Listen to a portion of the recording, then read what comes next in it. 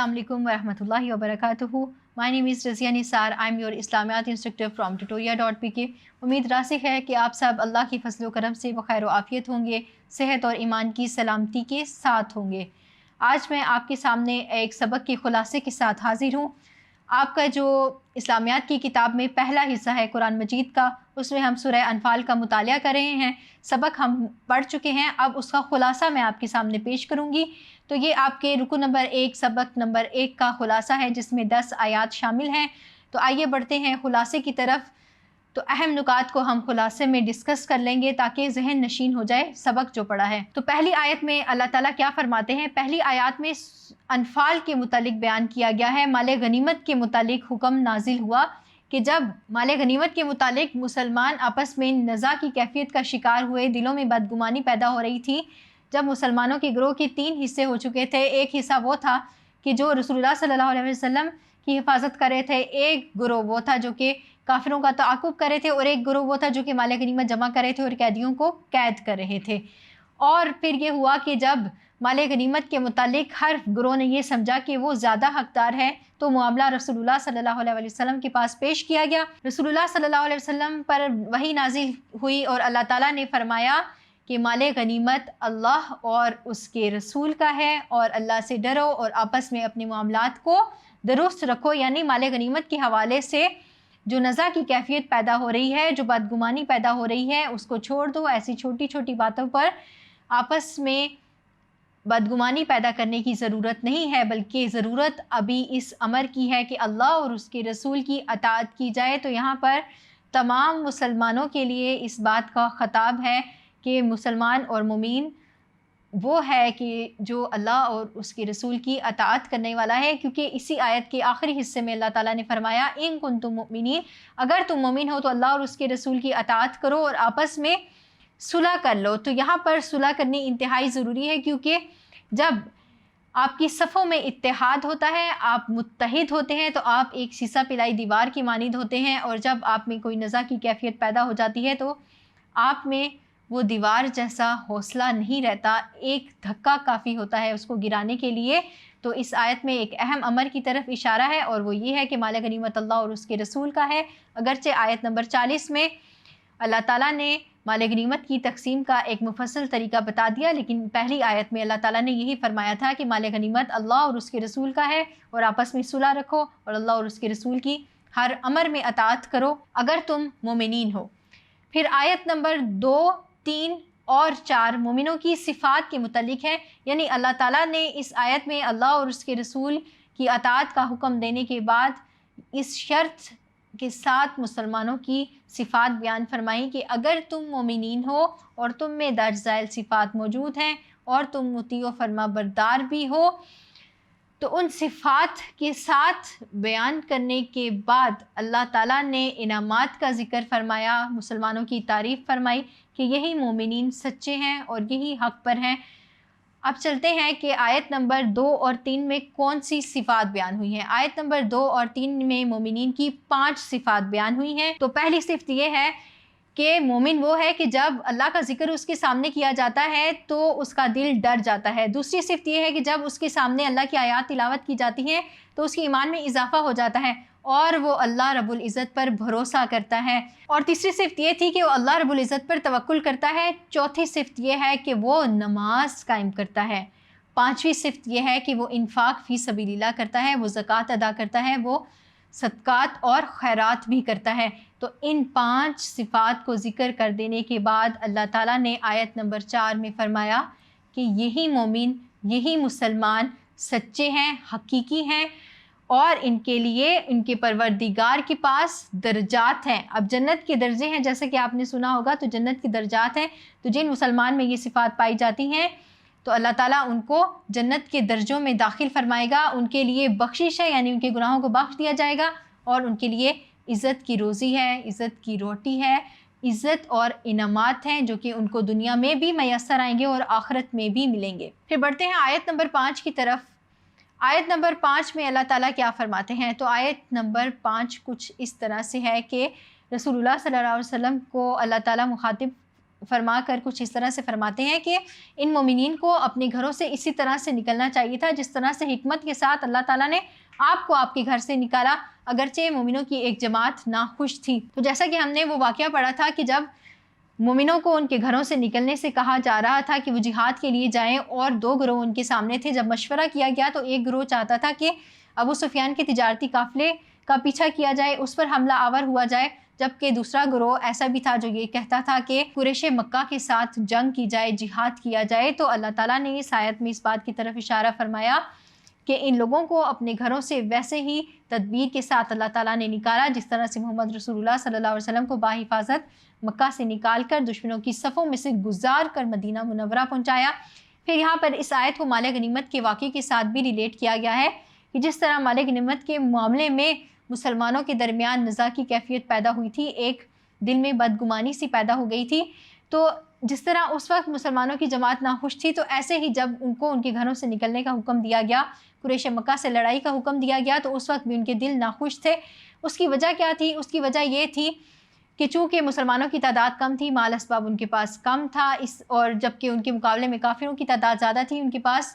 جنگ کے تمام اسباب موجود تھے، تو مسلمانوں کے دل ڈرے ہوئے تھے۔ تو اگلی ہی آیت میں جو کہ آیت نمبر 6 ہے، اس میں اللہ تعالیٰ نے پھر اس طرح سے مسلمانوں کی کیفیات کی طرف اشارہ فرمایا کہ جب ان کو ان کے گھروں سے نکلنے کو کہا گیا تو ان کے دل اس طرح سے ڈر رہے تھے گویا کہ وہ موت کی طرف ہانکے جا رہے ہوں، اور ایسا ہی تھا، یہ ایک فطری عمل تھا کہ جب تعداد کم ہوتی ہے، کسی کمزور کا کسی طاقتور سے مقابلہ ہوتا ہے تو دلوں میں خوف پیدا ہو جانا ایک فطری اور طبعی عمل ہوتا ہے۔ تو لہٰذا مسلمانوں کی دل بھی اس وقت خوف کا شکار تھے کہ آخر آگے ہونے کیا والا ہے، کیا ہمیں شکست ہوگی یا ہم فتح یاب ہو جائیں گے۔ تو اللہ تعالیٰ نے اس آیت میں اسی بات کی طرف اشارہ کیا ہے کہ مسلمان اس وقت اس طرح سے خوف کا شکار تھے کہ گویا کہ ان کو موت کی طرف دھکیلا جا رہا ہے، جبکہ حالت یہ تھی کہ حق بات ان کے سامنے واضح تھی، یعنی اللہ تعالیٰ کی وحدانیت واضح تھی، قرآن مجید کا برحق ہونا واضح تھا، رسول اللہ صلی اللہ علیہ وسلم کا اللہ تعالیٰ کی طرف سے مبعوث ہونا واضح تھا، اور یہ بات بھی واضح تھی کہ اللہ تعالیٰ مسلمانوں کی مدد فرمانے والے ہیں۔ اس کے باوجود وہ اس بات پر رسول اللہ صلی اللہ علیہ وسلم سے جھگڑ رہے تھے، یعنی کہ مشورہ جب چل رہا تھا اس وقت سب اپنی اپنی رائے کا اظہار کر رہے تھے۔ Tutoria.pk لایا پاکستان کے میٹرک اور انٹر اسٹوڈنٹس کے لیے اپنی نوعیت کا پہلا ای لرننگ پلیٹ فارم، جہاں پہ آپ کو ملے 18 سے زائد بورڈز کے video lectures, past paper solution, book notes, MCQs، quizzes اور بہت کچھ۔ آج ہی ہماری ویب سائٹ پر لاگ ان کریں اور بنائیے اپنی پڑھائی آسان۔ پھر اگلی آیت کی طرف بڑھتے ہیں۔ اگلی آیت ہے، پھر اللہ تعالیٰ نے ایک واقعے کی طرف اشارہ فرمایا، اور وہ واقعہ کچھ اس طرح سے تھا کہ جب غزوہ بدر کے موقع پر دو گروہ تھے، ایک ابو سفیان کا تجارتی قافلہ جو کہ شام سے تجارتی سامان لے کر مکہ جا رہا تھا اور اس نے مدینہ کے قرب و جوار سے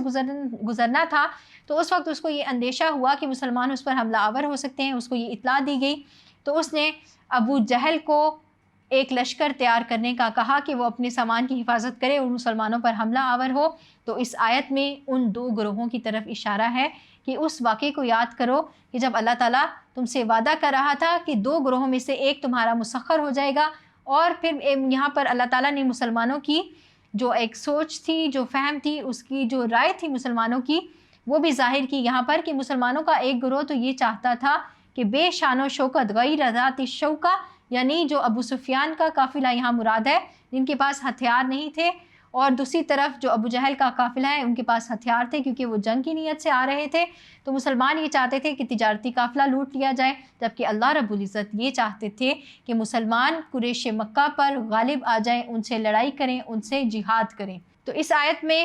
دو گروہوں سے مراد ابو سفیان کا گروہ اور ابو جہل کا گروہ مراد ہے، اور غیر ذات شوکہ سے مراد ابو سفیان کا تجارتی قافلہ ہے۔ اور پھر اللہ تعالیٰ نے اگلی آیت میں حکمت واضح کر دی کہ اللہ تعالیٰ نے کیوں مسلمانوں کو قریش مکہ کے ساتھ لڑنے کا کہا، ان کو جہاد کا حکم دیا، اس لیے تاکہ اللہ ان 313 مسلمانوں کے ذریعے حق کو غالب کر دے اور باطل کو نیست و نابود کر دے۔ تو وہاں پر غزوہ بدر پہلا معرکہ تھا حق اور باطل کا، جس میں اسلام غالب آیا اور ثابت ہو گیا کہ کفر کی جو طاقتیں ہیں، جو قوتیں ہیں، وہ باطل ہیں، وہ مٹ جانے والی ہیں، غلبہ اسلام کو ہی حاصل ہوگا، کیونکہ اللہ تعالیٰ کی مدد اور نصرت صرف اور صرف مسلمانوں کے ساتھ ہے۔ پھر بڑھتے ہیں آیت نمبر 9 کی طرف۔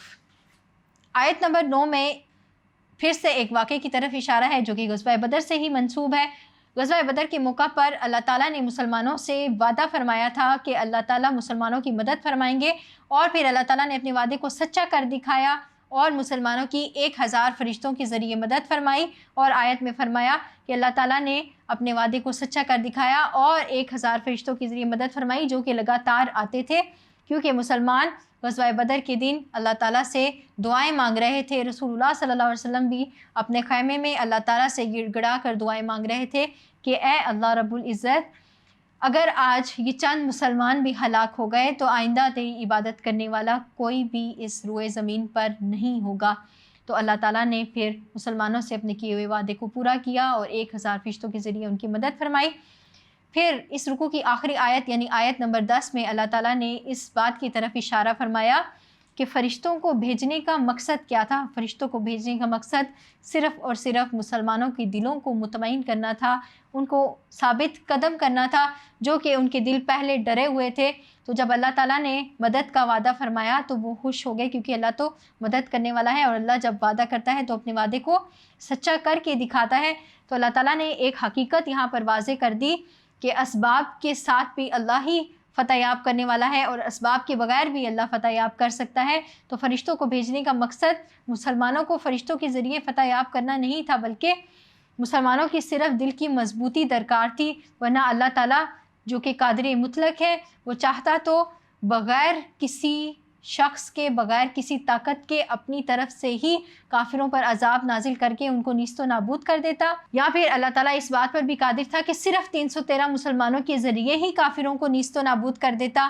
اور اللہ اس بات پر بھی قادر تھا کہ 1000 فرشتوں کو بھیج کر مسلمانوں کی دلوں کی تسلی کر کے حکمت کے ساتھ، تدبیر کے ساتھ 313 مسلمانوں کے ذریعے کافروں پر غلبہ دے دیا جاتا مسلمانوں کو، تاکہ آئندہ کفار کی قوت اور طاقت ٹوٹ جاتی اور مسلمان غالب آ جاتے، اور تمام جو کفر کی طاقتیں ہیں، جو مسلمانوں کے خلاف سازشیں کرنے والے لوگ ہیں،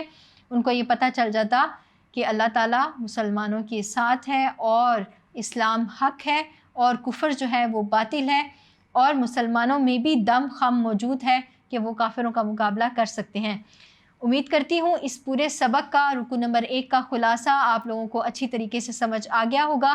اگلے سبق کے خلاصے کے ساتھ پھر حاضر ہوں گی، تب تک کے لیے اپنی اسلامیات انسٹرکٹر رضیہ نثار کو tutoria.pk سے اجازت دیجیے۔ السلام علیکم ورحمۃ اللہ۔